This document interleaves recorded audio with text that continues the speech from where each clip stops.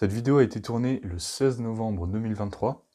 Et là, en fait, c'est une vidéo pour vous montrer les résultats de l'expérience que j'avais faite dans l'autre vidéo, où j'avais mis un couvert sur un sol qui avait été complètement compacté par une piscine hors sol, pour voir l'impact du couvert sur le sol, si on arrivait à régénérer et restaurer la fertilité du sol avec le couvert. Donc là, c'est quelques mois plus tard. J'ai semé le couvert quelque chose comme mai, et j'ai laissé le couvert pousser tout l'été, et là, on est en novembre. Donc là, je vous montre un peu l'état du sol sous le couvert. Si vous voulez connaître l'état du sol avant l'expérience, allez voir la vidéo précédente, où je montre, en gros, pour résumer, je pouvais faire plus ou moins de la poterie avec le sol tellement il n'y avait plus aucune structure. Donc là, déjà, première chose, on voit, c'est qu'il commence à y avoir de nouveau des mottes et des agrégats, mais que globalement, il n'y a pas encore beaucoup de vie dans le sol, et c'est assez logique. Il y a quelques racines, évidemment, des couverts, mais il y a très peu de porosité biologique par des vers de terre ou autres. Donc ça, c'était la partie droite du couvert. Si vous vous souvenez de la vidéo, j'avais fait un essai où sur la partie droite, j'avais fait un peu de perturbation en mode syntropique. J'avais coupé les plantes là où il y avait une trop forte densité, et je les avais posées au sol. Et sur la partie gauche où je vais aller maintenant, j'ai juste rien fait, j'ai juste semé le couvert, la même densité qu'à droite, et j'ai laissé pousser. Les feuilles vertes là, du couvert que vous voyez, c'est des nigères qui sont en fin de vie, mais on voit que tout le reste du couvert, plus ou moins, à part quelques radis ou quelques moutardes, ont fini de leur cycle. La pelle s'enfonce assez facilement parce que le sol est un peu humide, mais on voit que j'ai quand même un peu de peine. Beaucoup plus en tout cas que si c'était en prairie.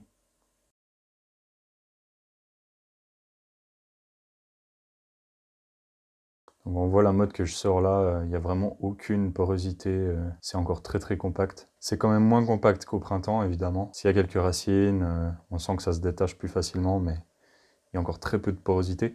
Et quelque chose qu'on observe, que vous voyez peut-être, c'est que quand je casse les mottes, peut-être on le verra mieux après, quand je casse les mottes, elles se cassent avec des angles droits.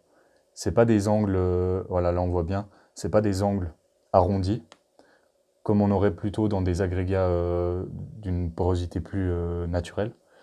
Là, comme c'est une structure encore beaucoup trop minérale, ce qui fait que quand on casse les mottes, ça crée des angles droits. Là, je prends un autre échantillon un peu à côté pour voir si mes observations sont plus ou moins cohérentes avec l'ensemble de la parcelle, même si c'est pas hyper représentatif, mais comme ça on a une idée. Ça, c'était une racine de radis, pour vous donner l'idée. Si vous essayez de faire des légumes, surtout des légumes racines, dans un sol pété comme ça donne ça. Donc là, il y a une légère amélioration. C'est possible, j'avais semé mon couvert en ligne, donc c'est possible que là, je sois sur la ligne où il y avait les racines et qu'avant, j'étais entre les lignes. Ouais, donc là, je vais coucher le couvert pour l'hiver. Comme ça, il sera au ras du sol, il va pouvoir se décomposer un peu plus vite, puis s'il neige, la neige peut se poser dessus. Bilan de l'expérience, il y a eu une légère amélioration, mais que en fait ça concorde avec ce qu'on entend un peu à gauche à droite sur les restaurations de sol. C'est qu'à moins d'avoir une quantité immense de broyat ou de terreau à apporter, dans quel cas on peut cultiver dès la première année. Si on n'a pas ça, il faut s'attendre à ce que ça prenne minimum 3 ou 4 ans, avec une régénération naturelle. 3 ou 4 ans pour retrouver un niveau relativement bas de fertilité. Donc à 4 ans, on n'aura pas une parcelle explosive non plus. Et si je devais refaire l'expérience, ben je la referai probablement l'année prochaine, parce que je pense pas que je vais encore prendre le risque de cultiver là-dedans. C'est que au lieu de mettre un couvert, en fait, je vais plutôt mettre une prairie avec des graminées. Parce que là, il n'y avait pas de graminées dans le mélange, et les graminées, elles ont un chevelu racinaire quand même beaucoup plus intéressant pour nourrir en fait une diversité bactérienne sur une plus grande surface. Vu qu'elles ont plus de racines, elles touchent plus de surface de sol. D'une part, je vais aussi mettre évidemment plus de... Alors là, il y en avait. Je veux dire, dans les graminées, je vais mettre des légumineuses. Et ce que je vais surtout faire, je pense, l'année prochaine, c'est irriguer. Avec principalement de l'eau, mais de temps en temps mettre soit du purin de plantes, soit de l'urine. Pour vraiment accélérer le truc. Là, on est dans l'autre parcelle, dans mon potager qui est cultivé depuis 3 ans. Je mets une planche pour éviter de tasser le sol. Et je vais prendre aussi, je vais faire un échantillon pour voir un peu la différence. Donc la première année, j'avais fait un gros apport de paille, et l'année 2 et 3, j'ai juste cultivé dans le lierre terrestre, qu'on voit un peu, et, et sans travail du sol. Donc là, ce que je soulève, c'est un peu les résidus des cultures de cette année, des tomates, maïs, tournesol, etc. Donc là, pour préciser, on est vraiment à 50 mètres de l'autre parcelle, donc la texture du sol, c'est exactement la même. Ce qui change, c'est juste les pratiques.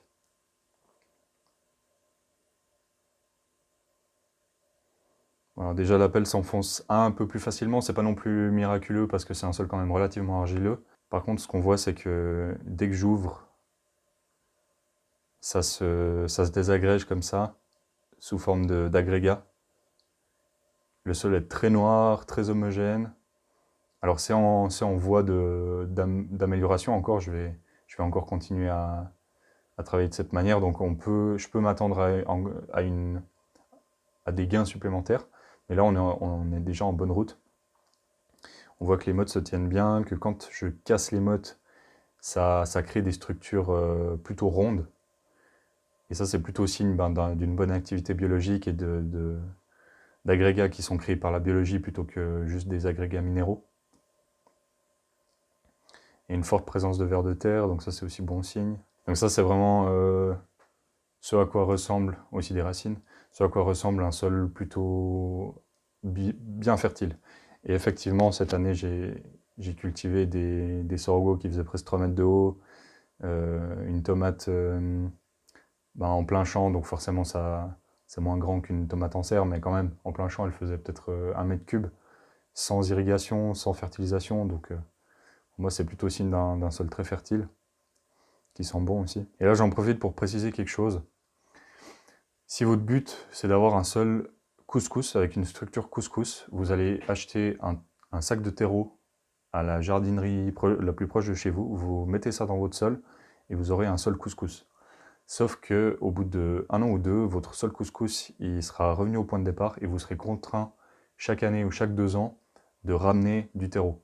La seule manière d'avoir un sol vraiment fertile, d'une fertilité naturelle sur le long terme, où chaque année la fertilité augmente comme ici, on voit que c'est un vrai sol qui n'est pas composé de terreau que j'ai acheté quelque part, c'est un sol qui se construit avec du minéral et de l'organique qui se mélangent. La seule manière d'avoir un sol fertile comme ça, c'est avec le temps, beaucoup de temps, ça prend des années, voire des décennies de bonnes pratiques.